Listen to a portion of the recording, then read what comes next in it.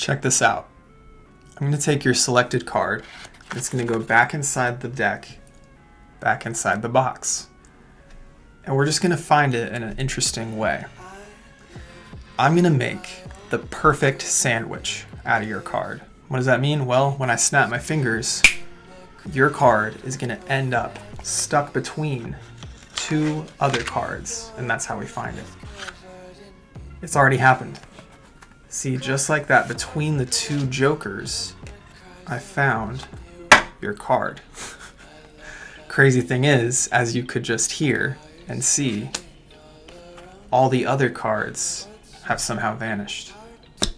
Let's learn this right now.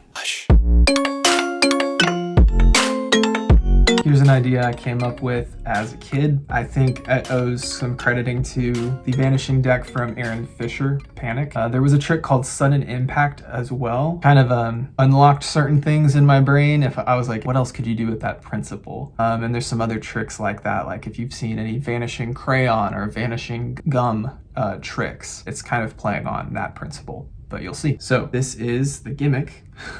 It's so funny to me. It's just a brick of cards, and I've attached it to the back of a joker. We have just a regular joker, and we have the box. So these two can go in the box, and the normal joker is going in front of the gimmicked joker, and the spectator's selected card is going to go in between those two. So when it's placed back in the deck, it's going in between them, and yet you actually want to do it facing the opposite way. So we have this going in, and there you go. And as you saw in the performance, you can discuss creating a perfect sandwich. And then you're going to be careful when you pull these out. You want to cover as much as you can with your hand the thick area. Then once it clears, you're going to spread so that this side is covering this thick area, and then this side you're not tilting too far to the side. So that's your angle there. Pull out the card and show it, and you're going to ditch these in your pocket or get rid of them.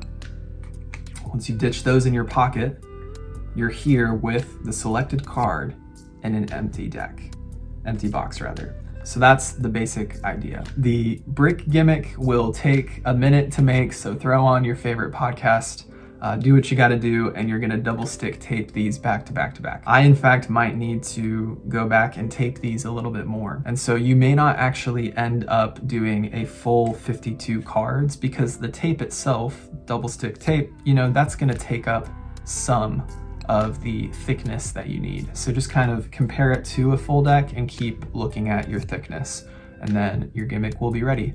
And again, you might need to keep reinforcing it when you see any problem points where it's coming apart. How would this work for a performance? Well, you would need a separate normal deck. You'd also need a separate normal box. So you have a normal box, normal deck, boom. When the spectator selects their card, you're gonna pocket the normal deck and retrieve the box plus joker gimmicks. So you have your unit here. It's basically a separate deck that you are switching in, right? So you can just have that in a separate pocket. So they're looking at or signing their card, and you retrieve this. So to them, it's not a huge deal. You've put these back in the box. What do they care? What do they know? So you're just performing a trick.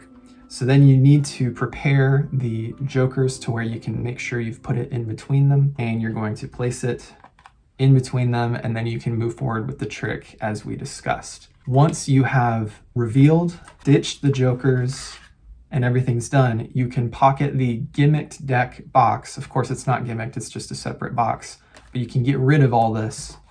And then you need to reveal, wait, the deck had to go somewhere, right? And because you just pocketed this for the deck switch earlier, you can retrieve the regular deck of cards, which is so cool.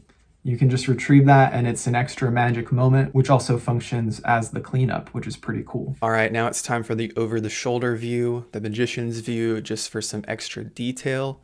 So I want you to imagine this is the normal deck on your dominant hand's side. And so when I talk about pocketing in this direction, it's going to be your dominant hand. I am left-handed. So remember, if you're right-handed, to flip it for yourself. In my right pocket, I'm keeping the gimmicked deck, which is going to be loaded up like so. We have normal Joker facing toward the front of the box, gimmicked Joker behind it. Another note on the gimmick, it might help just a little bit to actually keep a lip of the Joker a little bit forward when you're creating that gimmick. So that's your setup for the gimmicked deck. And then when you pull this back out, you're going to pull that up so that the selection can be slid in. But go ahead and close that up and put this in your subordinate hands pocket side. So a jacket pocket, a pants pocket, wherever you're going to keep this on your subordinate hand side is what I would recommend. So gimmicked deck is hidden away. This deck is the one you've been performing with. It's completely normal. It has its own dedicated box. And in the midst of a routine, or as its own trick, you can do this sandwich to vanish. So when you get ready for doing that, make sure you go ahead and, of course, you want to get rid of this box and put it into your dominant side's pocket. So same thing as the right side. On my left hand side, I'm going to throw this box in my jacket pocket. So along this lower edge, just imagine these two boxes that you see. Those are pocketed away. You have this card selected, and while they are getting everyone to memorize it, this is when you do some dirty work. So you can have it memorized, and you can also have it signed. I would say if you're not having it signed, it might be helpful to do the whole bit where you make sure everybody gets a good look at it, right? So a little thing in Magic is, if you want some of that time delayed, you can control that based on the instructions you give. So if you need some time to do some switching, this is a good time to not be like, all right, you got it? Great. That doesn't give you any time. So you want them to show everyone. This is also helpful to know if you are doing this in the midst of some routining, you might want to go ahead and get a new card selected. Because if you've been doing ambitious card, it's been coming to the top multiple times, well, everybody knows what the selection is at this point. So go ahead and get a new card selected. You can have it signed, or like I said, a good tip is to do the bit where they are really showing everyone and they're not forgetting the card. Okay, so you've given them enough time to do something, which gives you time to ditch this into your pocket. So you don't need to ditch it into the box. It just goes away into your left-hand pocket. And when we're talking about ditching in this situation, because you've given them an errand that gives you some time, that is plenty of time for you to just casually pocket this and casually bring this back out. Literally, you don't need to do anything fancy. So that's all you have to do. So imagine now this is in our left-hand side pocket or our dominant pocket, and you're just going to get this ready while they're showing everyone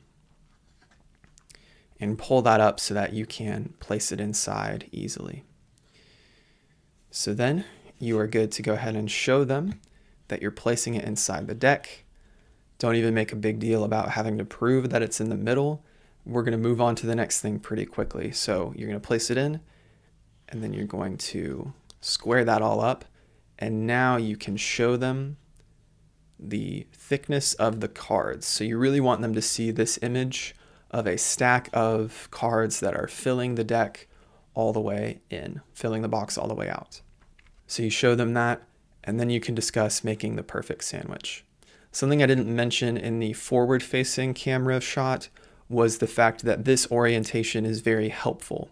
There's a reason I placed the jokers in facing the front of the box, because this flap is going to be very helpful for the next part of taking the cards out. So remember that orientation was very intentional.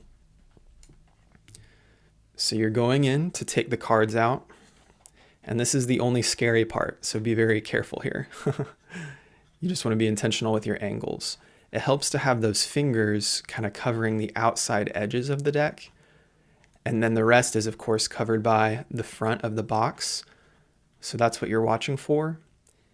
And then here's what you want to do.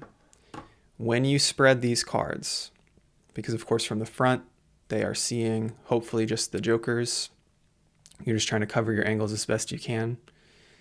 What you can do, and you want to find the hand that you're most comfortable doing this with, you can, in one hand, spread this way, or in the other hand, spread this way, right? Also, my apologies. Make sure to put this the other way. That just makes it more visually striking. You're spreading in such a way that this side covers this thickness, and then your hand covers the other side's thickness. That way you're fully covered on all bounds. I know in the video demonstration, I did a cheeky display and I just used my angles, but for a more practical spread, you want to allow your hand to cover this side so that the cards can then cover this side. But regardless, you're going to make that display so they're seeing it like so, and then you're going to show them their selection. The moment that you have this revealed, you can even hand it to them to turn over. You can go south with these, and they get ditched away in your gimmick side pocket. And then they get to look at that. And so that's your first reveal. And I think this is a moment where we can forget. They don't know the surprise that's coming. We want that surprise to really hit of the deck vanishing. So don't subvert the genuine, pretty cool moment here we have of the selection showing up in between two cards. In other tricks, that might be an ending. So allow that to hit.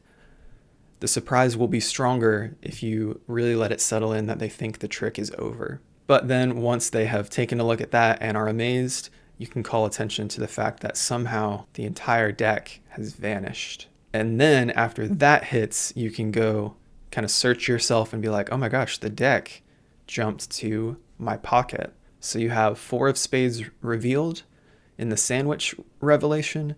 You have a deck vanishing, and then you have a deck reappearing.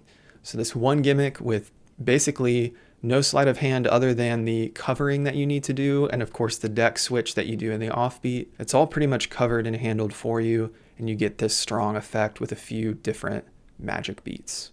Pretty cool. While I'm at it, I did forget to mention one extra credit, which was toward Daniel Madison. I got a collection of his back in the day called Inside. Of course, he has larger volumes now, but that was at the time his most comprehensive work of lecture notes and past releases.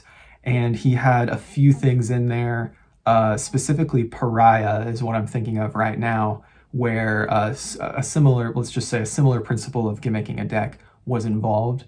And so I think that provided some inspiration for me to apply it in this way later. So go ahead and let me know. Let's just say, what's your favorite Vanish in general, if anything comes to mind. So let me know in the comments below, and I'll see you in the next video. Bye, guys.